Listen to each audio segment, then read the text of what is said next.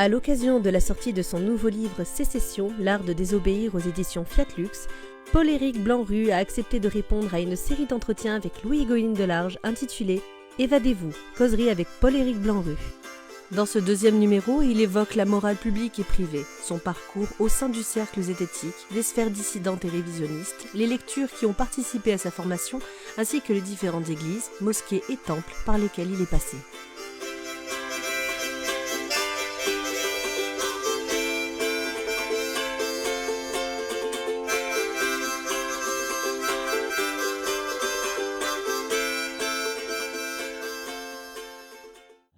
Et puis je suis évidemment pour l'indépendance, pour la sécession vénétienne complètement. Je soutiens absolument tous les indépendantistes, quels qu'ils soient. Oui, c'est souvent les îles d'ailleurs. Les îles qui est une île, la Corse qui est une île. Je suis absolument pour l'Angleterre qui a fait le Brexit. L'Écosse, je suis pour l'indépendance de l'Écosse, que chacun retrouve son indépendance et sa liberté. L'État écrase les gens.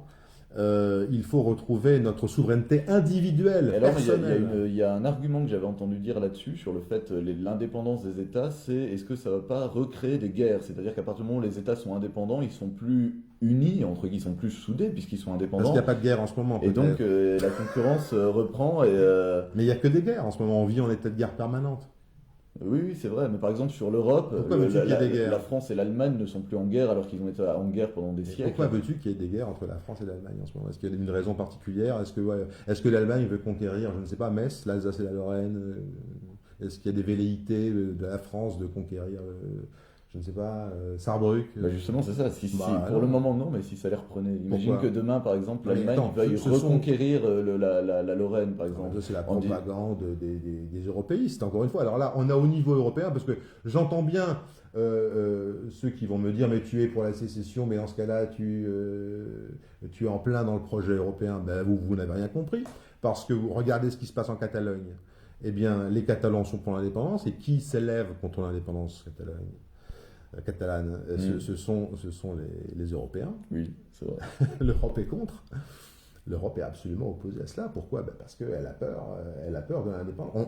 Il faut le contrôle de tout.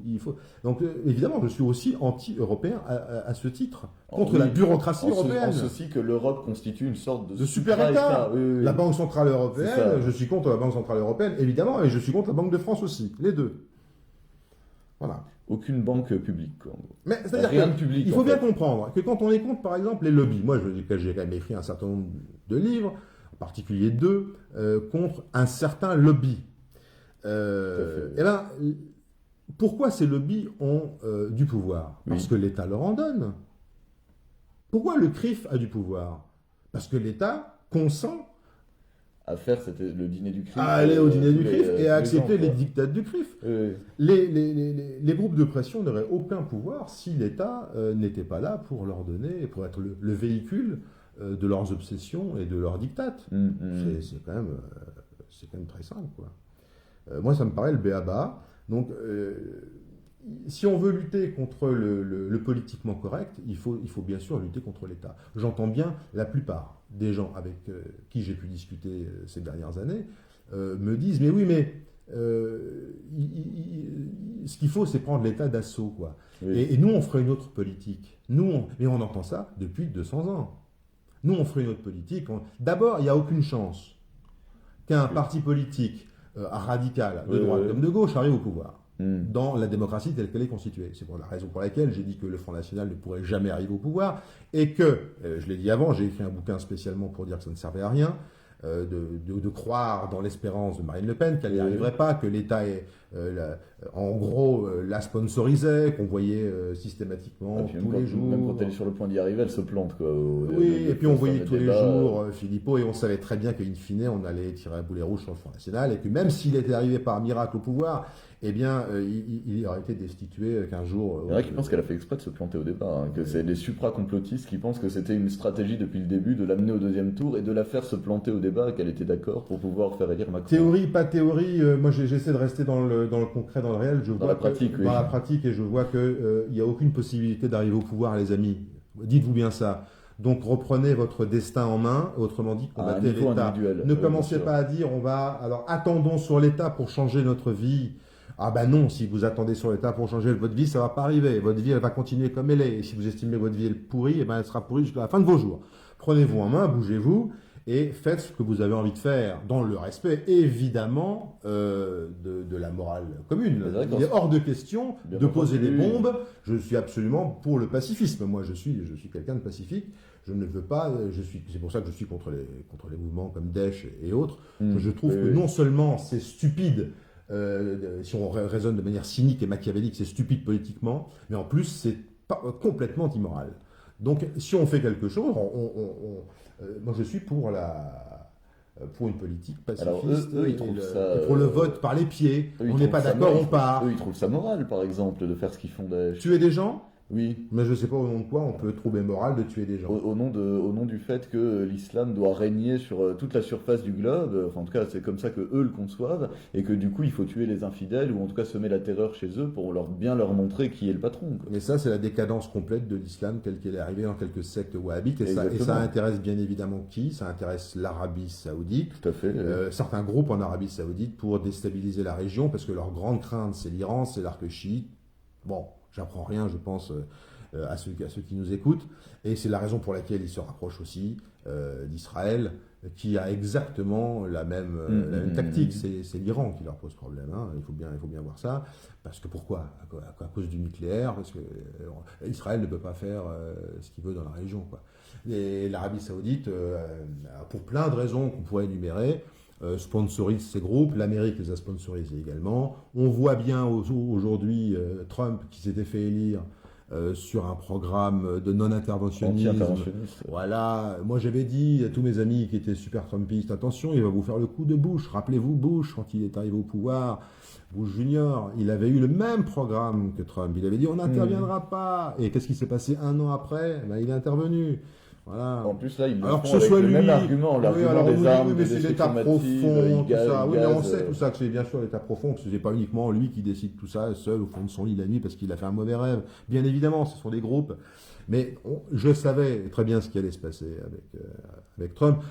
Et donc c'est la raison pour laquelle, bref, il faut revenir à sa liberté personnelle, reprendre ses billes et ne plus croire en l'État. Je crois que c'est un des... Moi, j'ai beaucoup démystifié dans ma carrière. Hein. Je suis un démystificateur de profession. Je pense qu'il faut tout démystifier. Je peux comprendre, oui, alors, aussi bien le surnaturel frelaté que le surnaturel frelaté. Le naturel frelaté. Le naturel frelaté. Absolument. Mais je crois que l'État n'est pas du tout naturel. C'est une construction de l'esprit. C'est une grande fiction. Alors, c'est pas le surnaturel, c'est l'antinaturel. Comme dit Basset, c'est une grande fiction. Et d'ailleurs, c'était un bouquin, c'était le titre d'un livre de Hans Hermann Hoppe. La grande fiction.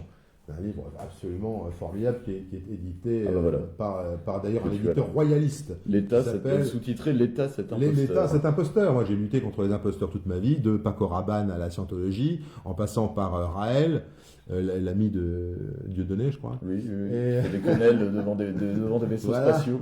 Et ben maintenant, je pense qu'à un moment donné, j'ai quitté le cercle esthétique parce que j'en avais marre de taper toujours sur les mêmes têtes. Ça va, c'est bien gentil de taper sur les voyants et compagnie. Il faut passer à autre chose. Alors, qui ont eux-mêmes leur marotte, d'ailleurs, le cercle esthétique. Aujourd'hui, ça n'existe plus. Maintenant, c'est devenu des groupes de scientistes. Oui. Ça m'intéresse pas. Moi, ce qui m'intéressait, c'était les expériences. Je voulais dire juste que j'avais quitté le cercle esthétique parce qu'au bout de 10 ans d'expérience, bon, on avait quand même fait le ménage un petit peu. On passait dans les médias, c'était amusant, on jouait un rôle, le rôle du méchant ou du gentil, tout dépendait des émissions. Oui. On a réussi à démystifier pas mal de trucs. Grâce à nous, beaucoup d'émissions sont devenues quasiment inécoutables ou ridicules. Par exemple, Mystère avec Jacques Pradel ou je ne sais plus qui. Enfin, c'est devenu, aujourd'hui, on en rigole encore de l'extraterrestre de Roswell. On a réussi à démystifier Paco Rabanne qui pensait que la station Mir allait s'écraser sur Paris. On a fait plein de trucs comme ça, c'était très amusant. L'apéro des survivants. Bon, moi je me suis dit à un moment donné, il faut dépasser ce cadre purement surnaturaliste ou paranormaliste. Déjà, j'avais commencé à m'attaquer à des mythes historiques. Et puis après, je me suis dit, il faut s'attaquer à des mythes sociaux. Donc les lobbies qui nous... certains lobbies, mais tous les lobbies d'ailleurs, hein, je me suis attaqué à certains lobbies étrangers parce qu'il me semblait que tout de même on était chez nous et qu'on n'avait pas à obéir à ce que des gens d'ailleurs, quel que soit le pays, c'était Israël en l'occurrence parce qu'on était avec Sarkozy qui avait fait une campagne pro-israélienne et pro-américaine, donc je me suis attaqué à Israël, mais ça peut très bien être aujourd'hui l'Arabie Saoudite ou d'autres pays, peu importe. La souveraineté, c'est ne pas obéir aux autres, c'est obéir à sa propre volonté, À soi-même. à ses désirs, à ses volontés, à soi-même. Et maintenant, donc, je pense que parce que je vois un peu ce qui se passe en France, de tous côtés, de droite et de gauche, et on s'enferre dans des vraies fausses solutions. Oui, Et la vraie fausse oui. solution, c'est de dire on va avoir le recours à l'État. Est-ce que vous pensez vraiment, je m'adresse aux auditeurs, que Mélenchon va changer quelque chose? Oui. Non, il va nous faire du quoi? Il va nous refaire du Mitterrand 81 au pire. Bon, ben voilà, qu'est-ce qui s'est passé en 83? Il y a eu une crise, C'est ça. ça n'a pas fonctionné, ça ne marche pas, quoi. L'étatisme ne fonctionne pas. On ne va pas revenir au plan. On va pas revenir au plan. Quand j'entends Philippot nous parler d'État stratège ou d'État impartial, mais ça n'existe pas. Il n'y a pas d'État impartial. Où tu vois un État impartial? Dans quel pays du monde? Il n'y en a pas. Les hommes politiques en démocratie ont leurs intérêts, qui est de se faire réélire. Il ne s'agit pas de dire tous pourris, c'est presque une sorte de, je dirais, quelque chose de naturel. Moi, j'ai fait de la politique depuis l'âge de 14 ans. C'est-à-dire que si on dit tous pourris, ça nous concerne aussi, quoi. C'est-à-dire que c'est mais ils voient leur intérêt. C'est pas humaines. forcément être pourri que de penser à son intérêt. C'est pas être pourri. Mais moi, je repense toujours au raisonnement de Céline quand il disait finalement, il n'y a pas de lutte des classes parce que le prolo n'est qu'un patron qui n'a pas réussi, quoi. Le prolo est jaloux du patron. En réalité, il ne déteste pas. Comme disaient des proches, les rêves des pauvres ne sont pas loin de réaliser des riches. Exactement, exactement, tu vois. Bon, mais c'est un petit peu d'ailleurs ce qui se passait en Union soviétique aussi. Les gens étaient beaucoup communistes parce que, par idéologie, parce qu'ils croyaient que c'était une très bonne morale et qu'il fallait partager la richesse. Mais enfin, ils travaillaient tous au black, ils avaient tous leur petite combine et c'est valable dans tous les pays. Moi, j'aime beaucoup Cuba, par exemple. J'aime Cuba non pas parce que c'est communiste, mais parce que c'est un pays qui résiste à 150 km des côtes américaines, qui résiste à l'impérialisme américain. Oui, donc je trouve que la geste de Fidel Castro a été formidable au départ, mais après évidemment il est tombé dans une économie planifiée. Alors on pourra en discuter des heures, ça n'a pas marché. Aujourd'hui ils tentent de revenir petit à petit au système de PME, de la libre entreprise, ça revient tout doucement et ils seront obligés de suivre le mouvement. Alors bon, bref, je disais que je m'attaquais aujourd'hui surtout, donc maintenant je crois que c'est la grande affaire, c'est que il ne faut pas se laisser avoir, pas se laisser prendre au piège. Le système, quand on parle de système, il ne faut pas oublier que l'État est la clé de voûte de tout ça. Et l'habitude qu'on a, quand on entend, je ne sais pas, Zemmour et d'autres, c'est de dire mais l'État n'a plus de pouvoir, c'est les grandes entreprises qui ont du pouvoir. Mais oui, mais qui permet aux grandes entreprises d'avoir du pouvoir en France? Qui permet à Big Pharma d'avoir du pouvoir? C'est l'État qui réglemente. Pourquoi maintenant on a 12 vaccins obligatoires? Parce que l'État le décide. Etc. On peut multiplier, parce que l'État français, et puis le supra-État européen, nous contraint, nous oblige. Revenons à la liberté d'entreprise, de base. Et à la liberté de penser, à la liberté d'expression. Moi, j'ai commencé avec ça. Il y a quelques années, je n'avais pas réfléchi du tout à cette problématique. On évolue à cette problématique de l'État. Et j'étais plutôt interventionniste. Il y a, je sais pas, 15 ans de ça, j'étais un peu comme tout le monde. Et j'ai réfléchi progressivement. J'ai eu plusieurs étapes dans ma vie et j'y ai réfléchi. Je me suis vraiment intéressé à cette école autrichienne, à Bastia. Et j'ai lu, alors là, tous les grands auteurs, disons, du XVIIIe siècle, parce que c'est une tradition de la liberté française on peut citer des... Alors, il y a l'anglais de John Locke, évidemment, qu'il faut citer. Il y a Tocqueville. Il fait une critique de la démocratie qui est assez extraordinaire, qui est pré-maurrassienne. Il explique pourquoi la démocratie ne porte pas au pouvoir les gens qui sont les plus compétents. Et il montre également que la démocratie, c'est un risque permanent de despotisme doux, mou, soft. Ce que lui appelait la soft idéologie. Et ce qui est presque pire que le démocratisme, que le despotisme dur. Parce que ça se voit pas. Alors il y en a d'autres, alors on peut parler il faut voir les... C'était pas Guénon qui disait que la démocratie c'était nécessairement le choix de l'incompétence? Oui, c'est le choix de l'incompétence, puis c'est surtout le règne de la quantité. Oui. Au nom de quoi la majorité doit imposer sa norme à la minorité, et au nom de quoi la minorité doit dire oui, amen. Où existe ce contrat social? Moi, j'ai Surtout qu'en plus, la minorité est de moins en moins minoritaire, quoi. C'est-à-dire qu'aujourd'hui, la plupart des élections se jouent à quasiment du 50-50, 51-49. Ouais. Donc c'était Kadhafi d'ailleurs qui en parlait dans son livre vert, où il disait quand quelqu'un se fait élire à 51%, bah, il ne représente pas tout le pays, il ne représente pas les électeurs, il représente pas 49% des gens qui ne l'ont pas élu, quoi. Bah, évidemment, il faut réfléchir. Il faut réfléchir aux points qui nous paraissent naturels. C'est le coup de la lettre volée d'Edgar Poe, tu sais, c'est Oui. la lettre qui en réalité tu la cherches partout, puis elle est sur le Et en bureau. fait, elle est en évidence sur le Elle est en bureau, et évidence sur c'est le pour ça bureau, que tu la mais voyais cherches, pas. tu la vois Ouais. pas parce qu'elle est devant toi. C'est pareil avec l'État. Et c'est pareil avec le fameux contrat social totalement bidon de Rousseau, qui est si à la mode dans une certaine ex-dissidence. Elle existe encore ou pas d'ailleurs? Eh ben, écoute, on la cherche de plus en plus, mais Ils ont je crois disparu, que hein. ouais, Ils sont exportés en Russie, c'est je crois. une espèce en voie d'extinction, comme certains animaux. Alors moi je vais te lire un tout petit truc, c'est Le côté l'outrage antispéciste. à chef d'État d'un gars exceptionnel, Oui. américain de la fin du 19e, qui s'appelle Lysander Spooner. D'accord, Alors ça ne va pas être très long, mais je veux quand même le lire parce que je t'en prie. c'est quelques lignes qui Oui, oui. peuvent faire réfléchir. Alors, c'est valable pour l'Amérique comme pour la France, hein. Il dit, nous avons un document, la Constitution, Oui, qui veut et prétend être un contrat, ou dont on prétend qu'il est un contrat. Un document rédigé il y a 80 ans, bon, mettons 200 ans, oui. par des hommes qui sont tous morts aujourd'hui, et qui n'ont jamais eu aucun pouvoir de nous lier, nous. Un document, la Constitution, qui, prétend-on, a néanmoins lié 3, 4, 5 générations, soit des millions d'hommes, et qui, prétend-on, va lier tous les millions d'hommes à venir. Mais ce contrat social, personne ne l'a jamais signé, il n'a pas été scellé, ni remis, ni authentifié par un témoignage. C'est un document que des gens qui ne sont qu'une petite poignée comparé au nombre total des personnes qui le lisent, n'ont jamais lu, n'ont jamais vu, ne verront et ne liront jamais. Il me semble que c'est pas mal. Et il continue, et il dit, en outre, ce supposé contrat ne serait jamais accepté par aucune cour de justice, siégeant par l'autorité de ce même contrat, si on l'avançait, ce contrat, pour attester une somme de, mettons, $5 due par un homme à un autre. Ouais. Voilà. Donc, voilà un type intéressant, ce Spooner. C'est tiré d'un bouquin qui est édité aux Belles Lettres dans la série Les Iconoclastes, qui publie beaucoup de bons livres. C'est Outrage à chef d'État. C'est très très bon. Et ce Spooner est un type extraordinaire. Il a aussi édité un autre livre qui s'appelle Les vices ne sont pas des crimes.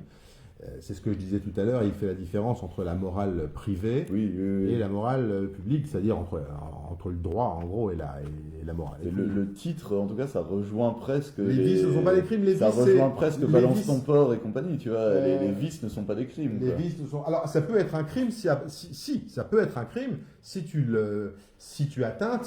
tu portes atteinte au droit de quelqu'un d'autre, c'est-à-dire à la personne. C'est de bien pour ça quelqu'un. qu'il faut définir les droits des uns et des autres. Eh ben, parce le que- droit est assez simple, c'est si tu t'en prends à la personne physique de quelqu'un. Oui. Bon, parce que en gros, si on doit résumer ce que je dis, c'est que le droit doit d'abord porter sur la légitime défense de soi-même, de Oui. son corps et de son esprit.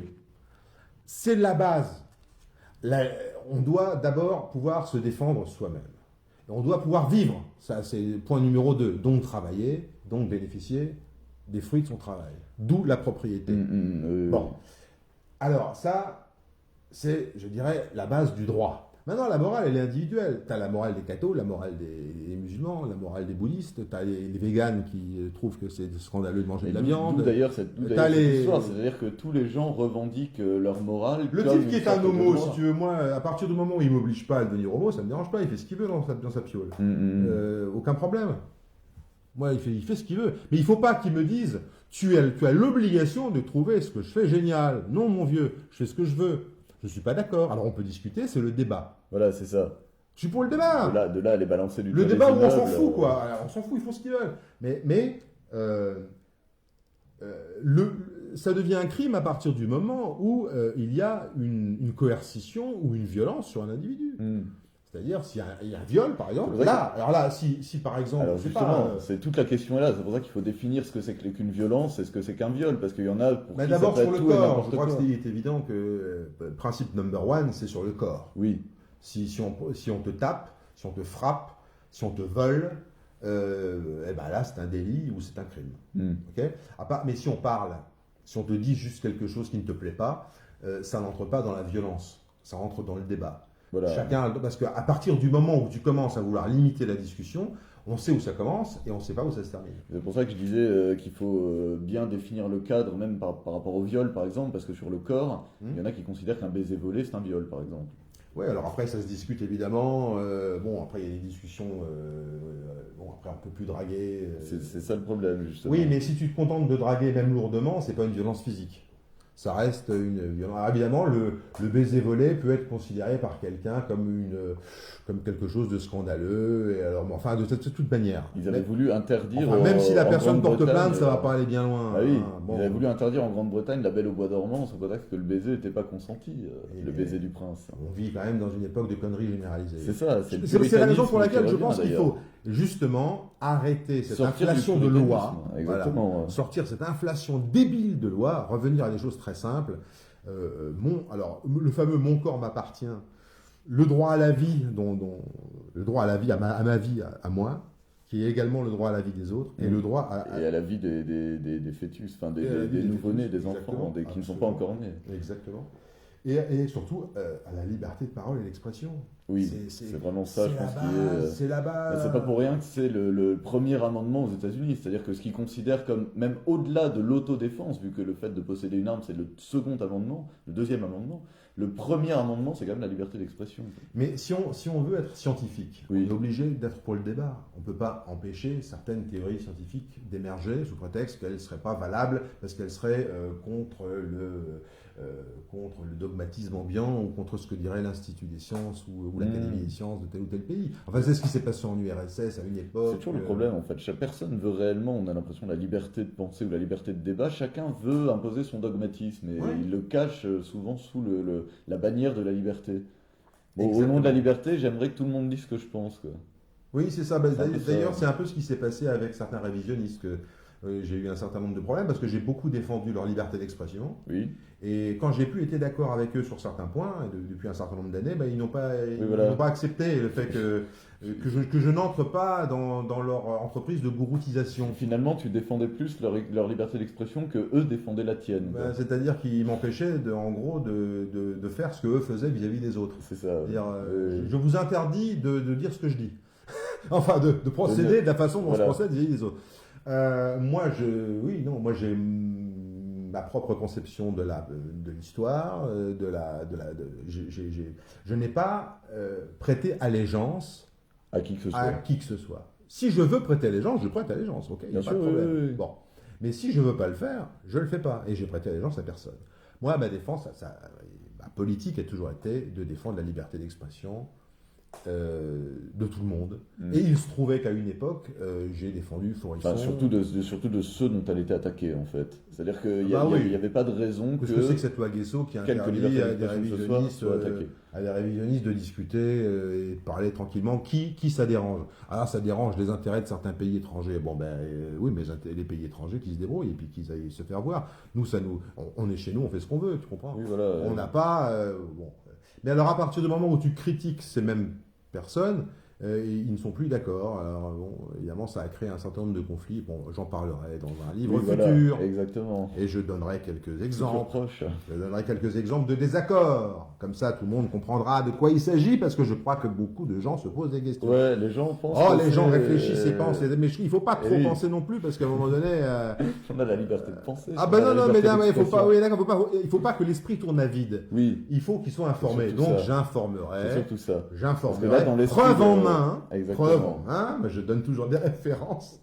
Et je donnerai toutes les références. Parce que là, dans l'esprit de beaucoup de gens, cette espèce de brouille interne dans le milieu réviso, justement, c'est surtout de la brouille interne qui empêche le travail sérieux d'être fait. C'est ça leur. À partir du moment où on défend la liberté d'expression, on doit défendre la liberté d'expression de tout le monde. Ceux qui sont d'accord, ceux qui sont contre. Voilà, c'est ça. Bon. C'est pour ça que je disais que la plupart, en réalité, ne défendent pas réellement la liberté d'expression, mais leur propre dogmatisme. C'est ce que je disais tout à l'heure. On défend ses intérêts en général. Bon. Mais c'est d'ailleurs parfaitement normal. C'est pour ça que je ne dis pas que tout le monde est pourri. Je dis chacun défend ses intérêts. À un moment donné, tout de même, il y a chez ceux qui sont contre le système, parce que c'est le grand... Être anti-système. Anti-système. finalement, l'antisystème produit son propre système. Oui, c'est ça en fait. Et donc, on devient des sectes, quoi. Il y a une prolifération de mini-gourous qui se prennent pour des mini-Hitler, des mini-Mussolini. Et il faut absolument respecter la ligne du parti. Moi, je me rappelle de certaines personnes qui m'avaient promis, si j'adhérais à leurs associations, d'être l'historien officiel de l'association. Et j'avais évidemment refusé, c'était complètement idiot. Et ces personnes-là, que je ne citerai pas, mais je pense que tout le monde peut savoir de qui il s'agit, Bien sûr. m'en veulent à mort d'avoir refusé, de leur avoir dit que je refusais d'être C'est presque une un question. historien officiel. Enfin, on est chez les presque fous. une question d'ego finalement. C'est-à-dire qu'en fait, Bien sûr. ils ne supportent pas que tu leur aies dit non à eux, quoi. Mais je crois que ce qu'ils ne supportent pas, c'est ma liberté. Sans doute. Oui. Moi, ce sont des amis à moi, amis IES. Oui, c'est bien, tu respectes l'écriture inclusive. Oui, bah oui. I.A. Je ne déconne. Non, mais I.E. j'insiste parce que les filles sont souvent moins bourrins que les mecs. Mais tout autant vicieuses. Quoi. Ah peut-être plus vicieuses, mais c'est pour ça qu'elles sont plus fines. Voilà. Et en tout cas, elles m'ont fait comprendre quelque chose. C'est vrai que beaucoup de personnes m'en veulent parce que j'ai une liberté d'expression, ou en tout cas, je ne suis pas de ligne de parti, je refuse ça. Oui. Parce que je ne suis pas léniniste, ni d'ailleurs fasciste, ni communiste, ni rien du tout. Je suis ma liberté à moi. Oui. Bon. Alors je peux me planter, hein. C'est une liberté qui peut se réclamer de certains points, de certains courants, mais attention, sans y adhérer totalement. Comme j'ai dit dans mon livre noir. C'est ça que les gens ont du mal à comprendre. J'ai écrit le livre noir des manipulations historiques pour l'AIBI, oui. Aux éditions Fiat Lux, et je dis en introduction, je ne prétends pas que les 40 chapitres que j'écris, qui sont quand même le fruit de gros travaux, représentent la vérité historique telle que je veux qu'elle soit enseignée dans les 500 prochaines années. C'est ça, c'est une proposition. Ce sont des propositions que je fais. Alors ça, c'est une bonne question. C'est-à-dire que si... Moi, je suis prêt à me remettre en cause demain. Si chacun fait des propositions, comment on décide, imaginons, ce qui va être enseigné aux enfants? C'est par exemple moi, dans mes cours d'histoire, j'ai été prof d'histoire pendant en gros 5 ans, disons. C'est privé, sous contrat. Oui. C'était à Nancy, Forbach, Verdun. Par exemple, je vais te donner un exemple très simple. Quand je faisais des cours de religion, par exemple, alors j'avais dans ma classe des juifs, des témoins de Jéhovah, des cathos, et puis des agnostiques ou des athées. Des musulmans aussi. Comme peu. À l'époque, il y en avait peu. Maintenant, je sais qu'il y en avait peut-être un. Le fameux grand remplacement cher à notre ami Camus. Grand remplacement. Camus qui était quand tu lis les mémoires de Mathieu Galère, parenthèse, dans les années 70, notre Renaud Camus était le petit protégé d'Aragon. Alors maintenant, il nous fait... C'est le petit protégé de Finkielkraut. Voilà. Ceci dit, il a le droit de dire ce qu'il veut, il ne dit pas que des bêtises, mais bon, je pense que globalement, il déconne. Bon, voilà. Fin de la parenthèse. Je disais que voilà, comment je m'y prenais, par un exemple tout bête, que c'était pas du tout ce que le ministère recommandait. D'accord, pas du tout. Mais bon. Pour les cours de religion, parce qu'il fallait bien à un moment donné expliquer l'Ancien Testament, le Nouveau Testament, oui, voilà, ce qui était Jésus, Moïse et tout le totim. Comment faire? Il est né quand? Il a marché sur les eaux, il a multiplié les pains, il a ressuscité. Qu'est-ce qu'on fait? Eh bien, je donnais la version des catholiques, et je donnais la version de l'archéologie ou des historiens sceptiques. Je donnais deux versions. Et je faisais une page, voilà la doxa, une page telle version et une page telle autre version. Et après, vous avez plusieurs historiens qui sont d'accord, pas d'accord, qui réfléchissent, qui contestent. D'accord, ok. Voilà. Et chacun se fait son avis. Et j'avais institué des petits groupes de travaux critiques, alors sur des petits sujets de rien du tout, qui étaient en général des sujets médiatiques. On avait vu une émission de télé, je repassais l'émission, et alors regardez comment dans telle émission on peut manipuler, on fait des gros plans, on met une musique extraordinaire, un peu subliminale, sur telle personne, on le prend en contre-plongée, ce qui est toujours très mauvais parce que tu as l'air d'un gros bourrin et tu as l'air de peser 300 kilos, d'être un ogre, voilà. Et là, les gamins comprenaient tout de suite, parce qu'on est très critique quand on est un ado. C'est même l'âge où on est le plus critique. Quoi. Et alors, je vais te dire un truc, ça peut paraître présomptueux, mais les cancres adoraient ce que je faisais. Ah bah, j'imagine.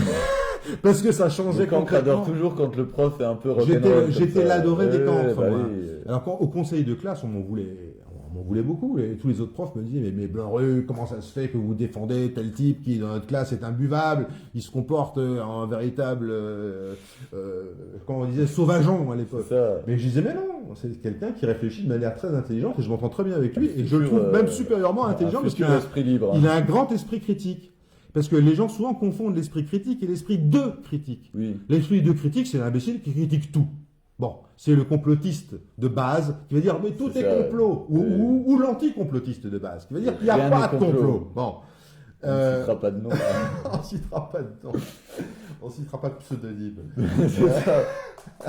Mais non, il faut réfléchir intelligemment, essayer d'avoir du discernement. Et pour ça, il faut faire des expériences. C'est ce qu'on faisait au cercle zététique. C'est la raison pour laquelle j'étais pas rentré moi à l'époque à l'union rationaliste, parce que l'union rationaliste considérait que le surnaturel, par exemple, c'était bidon En toutes circonstances. pour des raisons philosophiques. D'accord, ok. C'était du positivisme, du D'accord, ok, scientisme, terminé. Bon, Il n'y avait pas d'expérience derrière. Ben, il y a quoi. pas d'expérience, Il parce que c'est partait du faux. principe que. voilà, c'est faux. Ouais. Alors, j'avais institué le cercle zététique on va dire que le président d'honneur, celui qui a lancé le terme de zététique, c'était Henri Brock, qui était président du laboratoire de zététique à la faculté des sciences de Nice. Et j'étais son ami, on va dire, on était très très copains, et j'avais lancé le cercle zététique justement pour faire des expériences. Parce que D'accord, ok. dans les médias, à cette époque-là, il faut bien voir, il y avait beaucoup de voyants, d'astrologues, tout ce qu'on veut, des ufologues qui disaient mais la science s'intéresse pas à nous, ils s'en foutent, et ils veulent pas débattre. Alors j'ai dit tiens, on va aller prendre au mot. La science va s'intéresser. Et la science va s'intéresser. Moi je suis pas scientifique, mais je me suis entouré de scientifiques, il y avait des agrégés, des profs de sciences, et on a fait des centaines d'expériences. J'ai rapporté tout ça dans un bouquin qui s'appelle Les Dessous du surnaturel, 10 ans de zététique. Et on a fait donc des expériences avec des radiesthésistes, avec des ufologues. Moi, j'ai fait 40 maisons hantées, par exemple. Parfois, avec la télévision, j'ai fait un truc pour Paul Amar, qui se trouve sur Internet. Je crois que tu l'as mis. Oui, je l'ai mis sur YouTube. Tu l'as mis sur YouTube. C'est assez drôle parce que tu t'aperçois que souvent les gens sont de bonne foi, quoi. Je parle pas des voyants ni des astrologues. Oui, non, les gens qui sont censés subir ces phénomènes. Y compris même les gens qui voient des ovnis et tout. 90% sont de bonne foi, voient des trucs. Il n'y a pas de problème. C'est pas des menteurs, c'est pas... Non, ça c'est vraiment, j'ai pu le constater de moi-même. Pas des escrocs, quoi. Non, les témoins, non. Souvent les témoins sont de bonne foi. Écoute, je vais te dire, mais parfois il manque d'esprit critique. Je vais te donner un exemple très simple. C'est une des premières histoires que j'ai eues. C'est une dame qui est venue me voir et qui a dit écoutez, vous ne croyez pas à la radiesthésie et au magnétisme, etc. Et tout ça. Je dis hors de question de ne pas y croire. Je dis on fait des expériences. Et qu'est-ce que vous avez, vous, comme expérience à me raconter? Elle m'a dit écoutez, j'étais atteinte d'un cancer, j'avais une tumeur au cerveau. Bon. Je suis allé voir mon magnétiseur. Il m'a enlevé cette tumeur. Il m'a fait 6 mois. Donc j'ai dû acheter des bougies, il a fait des invocations, il y avait des prières, etc., etc. Et au bout de 6 mois, mon cancer, ma tumeur au cerveau est partie. Alors, je dis, bah, dites donc, il faudrait voir ce type parce qu'il est assez phénoménal, est-ce qu'on peut l'expérimenter? Elle m'a dit, écoutez, pas de problème, elle me donne son numéro de téléphone, son adresse et tout, mais je dis, mais expliquez-moi quand même. La procédure. Alors d'abord, je dis, est-ce que vous vous faisiez soigner en dehors de ça? Est-ce que vous aviez une chimio et tout? Elle dit, pas du tout. Ah, bah, je dis, alors là... C'est encore mieux. Alors, vous ne preniez pas de médicaments, rien. Ah, rien. Mais je dis, mais est-ce que vous étiez allé voir un médecin? Oui. Elle m'a dit non. Ah. Et du coup, je lui dis, mais comment saviez-vous que vous aviez une tumeur? Bah oui, du coup, qui a diagnostiqué la chose? Ben, c'était le magnétiseur. Bah oui, dans ces conditions. Il y avait un petit biais, Dans ces conditions, forcément. Bon, alors elle était de bonne foi, la pauvre, tu imagines, on t'annonce. On t'annonce que tu as une tumeur au cerveau, tu te dis tout de suite c'est un drame, mais le type te dit ne vous inquiétez pas, vous allez acheter 300 bougies, vous allez faire une invocation à je ne sais plus qui et quel ange, et je vais vous guérir en 6 mois, et en 6 mois c'était guéri. Mais évidemment, elle n'avait pas fait d'IRM, elle n'avait rien fait du tout. Oui voilà, rien ne prouvait que la tumeur avait escroqué lamentablement, après on a travaillé sur ce sujet-là, ça m'a conduit à faire une émission avec De Chavannes. On a réussi, je ne dirais pas comment, à faire chasser ce salopard de la ville de Metz, parce qu'il était à l'époque. Il était à Metz. Il était à Metz, il s'appelait Bastien, je peux donner son nom. Et on l'a fait chasser de Metz, parce que c'était un escroc fini. Et il allait très loin avec des gens, il les attachait au lit, par exemple pendant 3 semaines, pour les Oh la exorciser avec sa femme. Non, mais c'était du sadomasochisme c'était- à ce niveau-là. Encore, ça aurait été rigolo si c'était du sadomasochisme. Ouais. Non, mais personne n'y prenait du plaisir à part lui. Non, vraiment, c'était des salopards. Alors, du côté des voyants, tout ça, on vit l'époque de la parodie, de la grande parodie, Oui. comme disait Guénon. Oui. C'est une des raisons. J'ai lu Guénon très tôt, moi. D'accord. Et alors, ceux qui Alors m'accusaient tu l'as d'être lu à quel âge du coup quand... 14, 15, 16 ans. Ah oui, d'accord. Ah Donc ouais. vraiment limite préadolescence quoi. Bah, Adolescence, en tout tout à l'heure, cas. quand tu es venu chez moi, je t'ai montré un bouquin que j'ai lu en 5e, c'est le contrat social de Rousseau. C'est ça, Le ouais. premier bouquin que Qui j'ai- avait été très annoté. Très annoté, avec vraiment de manière de manière, oui. très péremptoire. C'est ça, J'avais des idées Je cherchais très, le mot, ouais. très claires sur Rousseau. Et donc par la suite, bon, je me suis intéressé très tôt à la philo, ça m'a passionné, comme ça, et je me suis intéressé grâce à des amis qui avaient des bibliothèques extraordinaires, qui m'ont prêté beaucoup de livres. Alors Nietzsche a été évidemment un révélateur, et puis après j'ai eu un fixateur, ça a été Evola, et puis Guénon, et puis je me suis intéressé au tradi, et puis je me suis intéressé aussi parallèlement à ce qui pouvait paraître comme anti-tradi, Oui, c'est-à-dire aussi des scientifiques, des rationalistes. D'accord, ok. Donc je me suis intéressé un peu à tout. T'as essayé finalement de faire se rejoindre tout ça, quoi, de chercher un peu ce qu'il y avait comme dénominateur commun. Voilà, exactement. Et je me suis rendu compte, alors ça c'est un point, par exemple, que Evola ou Guénon, qui étaient des traditionalistes anti-rationalistes, par exemple, c'était à leur époque élevé contre les dérives de la fausse spiritualité, ce que Spengler appelait la seconde religiosité.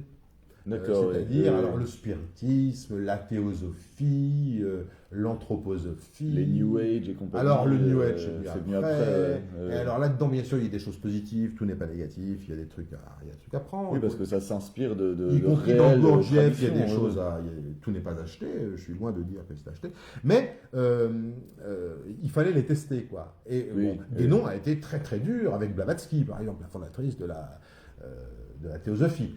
D'accord. Et Vola aussi a été très dur avec certains gourous, disons, qui avaient leur propre secte et compagnie. Alors moi, j'ai fait un peu la même chose que ça. On ne peut pas dire que j'étais un matérialiste ni un rationaliste au sens strict. Je n'avais pas d'ailleurs d'idées bien définies, philosophiques sur ces questions-là.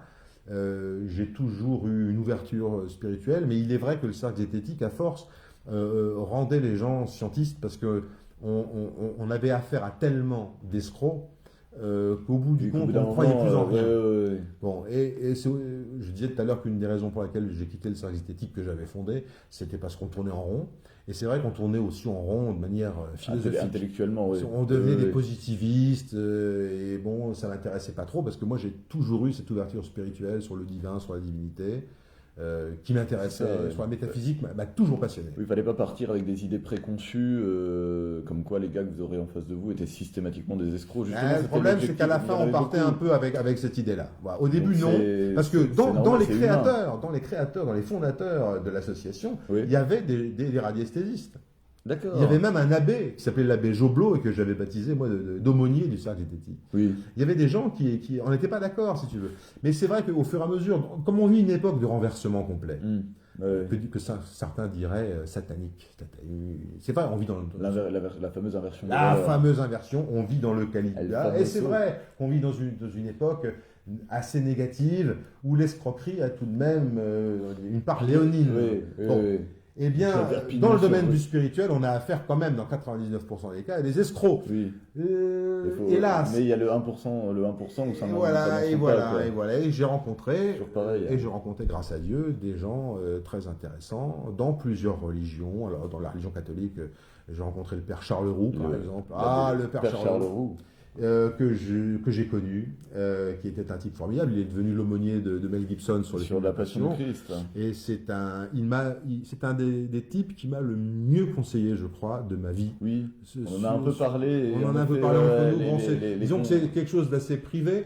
Mais il m'a, sur ma vie, disons, sur mes relations avec les femmes, par exemple, sur le mariage, sur... Voilà, justement, un catholique éclairé, contrairement à beaucoup de catholiques il était très aujourd'hui tradit, qui sont... sans être tombé dans Voilà, une exactement. espèce de rigidité De mortifère. puritanisme finalement, c'est une forme de puritanisme. Oui, donc c'est protestant. Alors la rencontre avec Charles Roux a été décisive, il est Oui. mort aujourd'hui, mais c'était un type extraordinaire. Puis j'ai rencontré d'autres personnes après.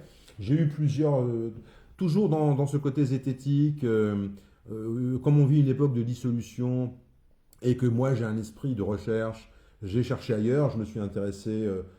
J'ai un peu, on va dire, un parcours, toute proportion gardée, parce que je me considère pas du tout comme un maître, Bien sûr, oui, oui. comme l'est par exemple Arnaud Desjardins. Mais j'ai beaucoup travaillé la spiritualité, la métaphysique, et je me suis intéressé à toutes sortes de religions.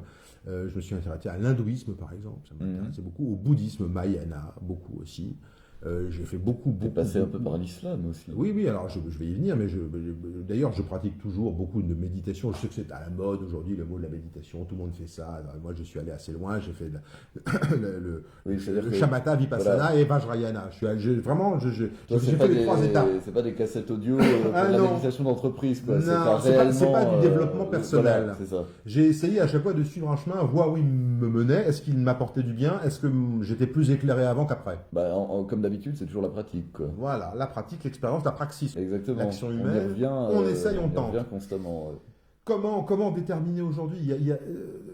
Évidemment, moi j'ai été d'une certaine façon chassé de l'Église par les prêtres eux-mêmes quand j'ai À cause du sueur.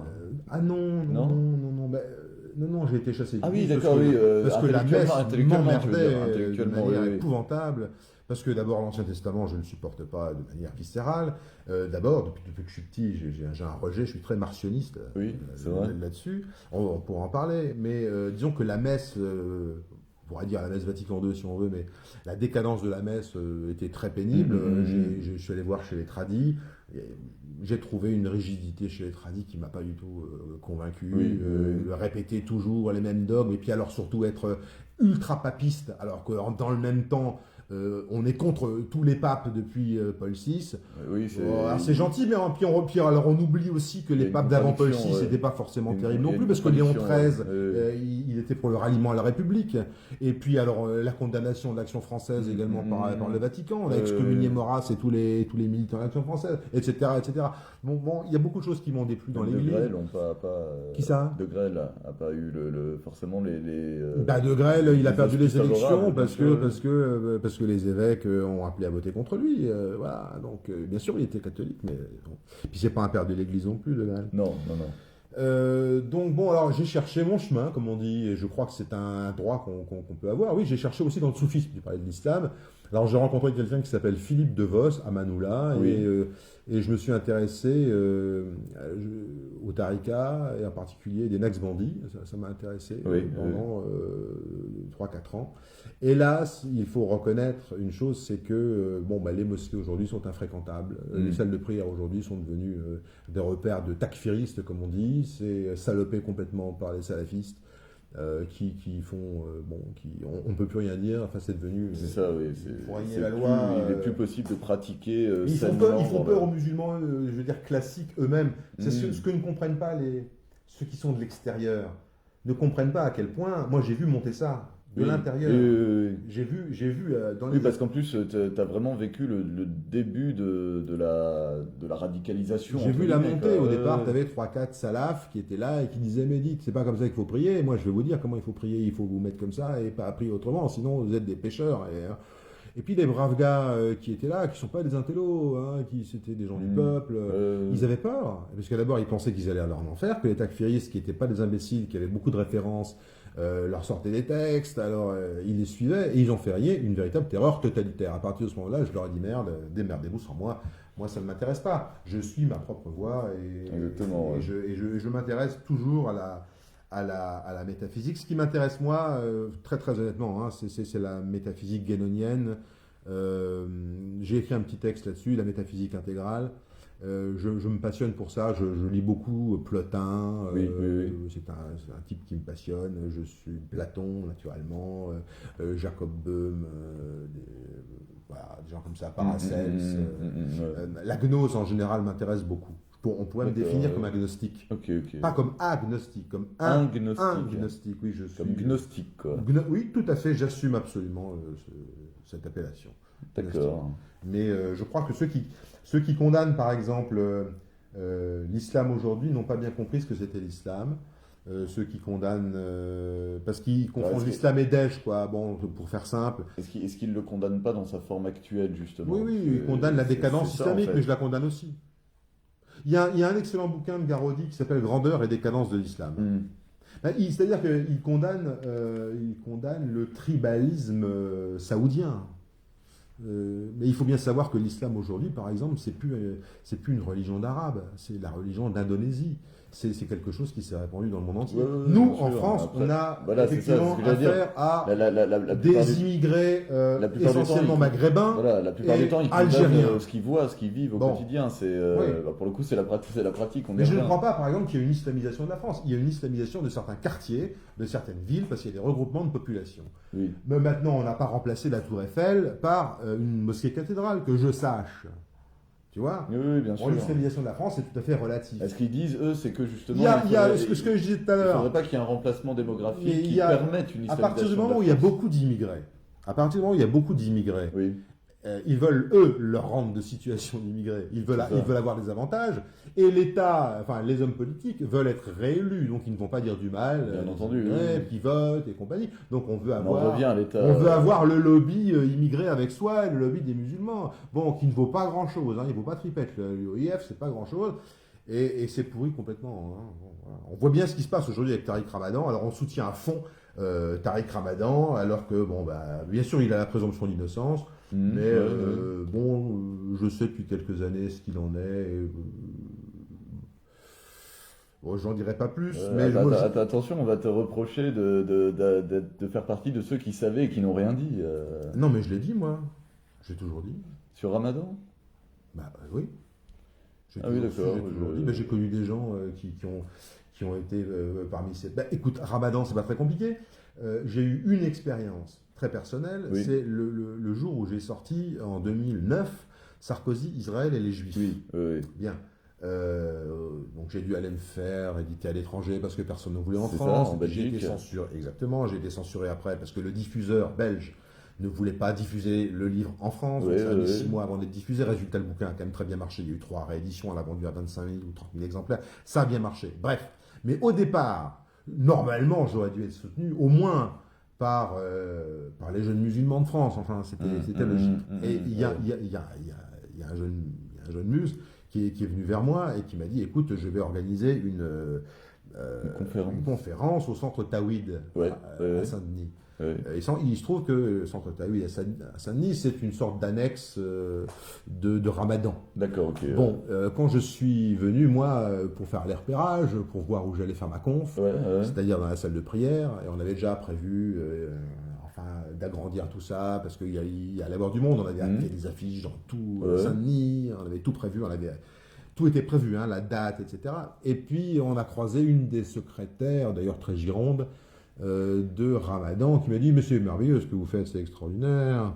Mais Ramadan, il vient dans cette salle très très souvent, et j'ai compris qu'il y avait un problème, et le jour d'après, j'ai appris que c'était annulé. Que la conférence était annulée. Et j'ai compris bien après, enfin quelques mois plus tard, que c'était évidemment dû à Ramadan à Ramadan lui-même, disons à l'entourage, parce que c'était pas très bien pour lui. Voilà. Alors là, j'ai commencé à m'intéresser au personnage, j'ai gratté un peu, puis j'ai vite compris qui il était. D'accord. Contrairement à d'autres qui ont fait des conférences avec lui et qui s'en trouvent très bien, moi, j'ai pas fait de conférence avec Ramadan et j'ai compris très vite parce que j'ai rencontré des filles qui ont eu affaire à lui, tout simplement. Qui s'en sont plaintes de manière assez radicale.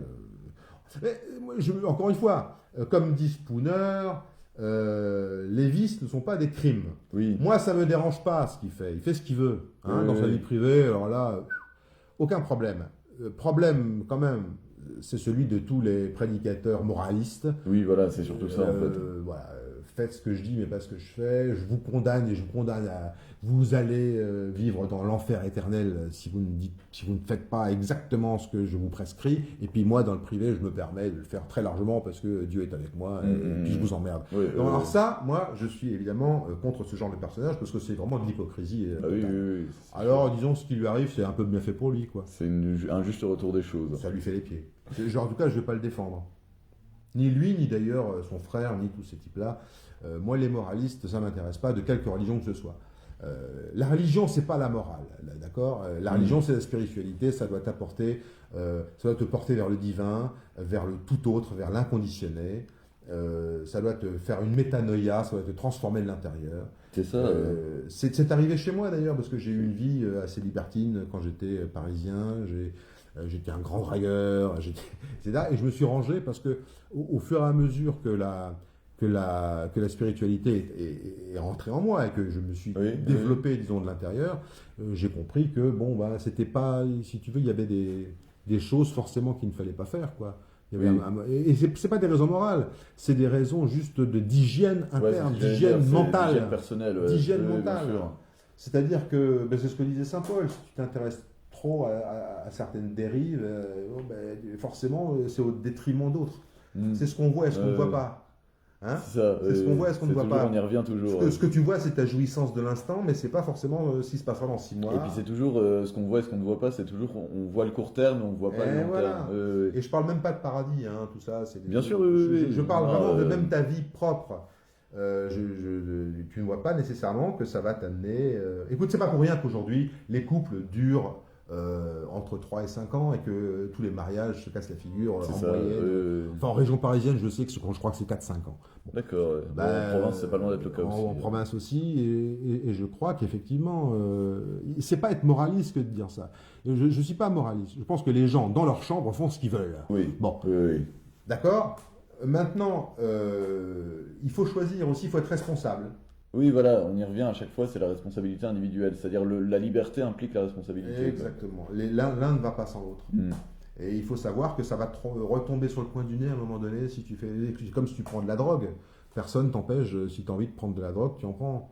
Si tu veux prendre de la morphine, si tu veux prendre de l'héroïne, tiens, voilà, tiens, prenons. Si tu veux prendre du Subutex, tu peux prendre du Subutex. À court terme, ce que tu vois, c'est que ça va te calmer pendant toute une soirée. Après, ça va devenir. Tu risques de devenir très con. Oui. Hein, je ne vise personne. Ah bah non. Non. Là, franchement, ce serait mal de nous connaître, d'avoir l'impression que tout de suite. C'est pas nous qui avons dénoncé des gens. Non, jamais. Voilà, donc voilà, il faut réfléchir un peu à tout ça. Moi, j'ai pas la vérité, j'ai pas la science infuse, mais je pense qu'il faut revenir vers des valeurs individuelles, ce qui n'est pas l'individualisme. Il faut bien comprendre que l'individu, c'est un animal politique, ce que disait Aristote. C'est un animal relationnel et rationnel. L'homme, il vit dans une société. On est en rapport avec d'autres gens. Mais ces gens n'ont pas à nous sacrifier à leur propre cause. Et nous, si on veut se sacrifier, on est assez grand pour le faire soi-même. Il m'est arrivé de me sacrifier. Il m'est arrivé de ne pas me sacrifier. C'est-à-dire que parmi toutes les libertés, il faut qu'on ait aussi la liberté du sacrifice. Quoi. On peut avoir la liberté librement choisie. C'est très beau, la liberté du sacrifice, bien sûr. C'est merveilleux, c'est le martyr, c'est tout ce que tu veux, c'est très bien. On n'est pas obligé. On n'est pas obligé d'être un héros 24/24. Et surtout, ceux qui posent aux héros 24h/24, 7 jours sur 7, en général, sont les imposteurs. J'ai pu le remarquer. Ça aussi, je le développerai dans mon livre. Oui. Ceux qui posent aux chevaliers blancs et qui ne cessent de dire qu'ils sont seuls contre le système et que ce sont des pirates et qu'ils ont compris comment dynamiter tout et que tout va s'effondrer grâce à eux et que si on ne les suit pas, on est des salauds et des traîtres et des lâches, eh bien je dis que ce sont eux les salauds, les traîtres et les lâches. Exactement. Je le démontrerai. Hein. Et oui, là, preuves à l'appui, les noms, les preuves et les... Je ne parle pas en l'air. Jamais. Je ne parle pas en l'air. J'amène des arguments. Là, j'amènerai des arguments. Je pense qu'ils risquent de convaincre pas mal de gens quand même. Ah oui. Là, il faut qu'ils s'attendent quand même à un retour de bâton assez sévère.